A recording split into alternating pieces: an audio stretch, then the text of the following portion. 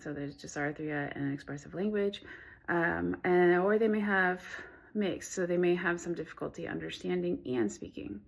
So I'm not going to go into much detail for this video. I just wanted to give a brief overview and then now show you some tips on how to communicate with our loved ones or individuals who have had a stroke or brain injury or any neurological changes that have caused aphasia. Okay, so here we go. Just a couple tips or a few tips on how to speak to someone with aphasia. So now the first one I have is speak slowly and clearly.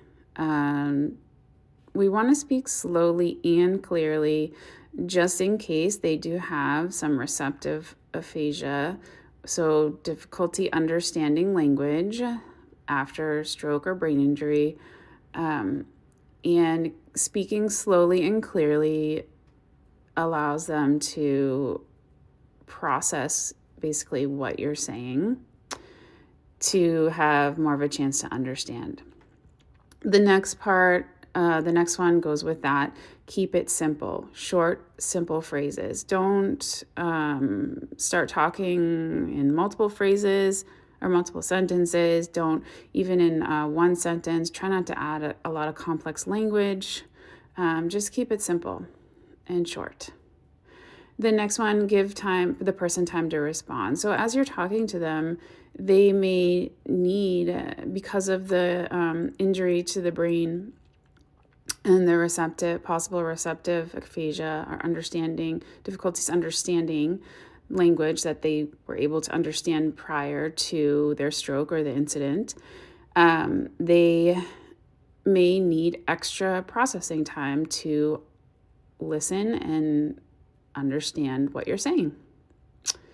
And then the next one is use visuals if you can. Use gestures, use pictures. So in therapy, a lot of times we might use visual pictures, anything to help complement or add to the verbal language. This could be very helpful for the person to understand what you're saying. The next one, I changed the color because this is really important. Don't finish their sentences. So if a patient or person has aphasia, it might take them a little extra time to find the words that they're trying to use to talk, to communicate. So if they start saying a sentence like, "Oh, I need my," and then they pause, and you know that they need their shoes or something, don't fill the sentence in and say, "your shoes." Give them time to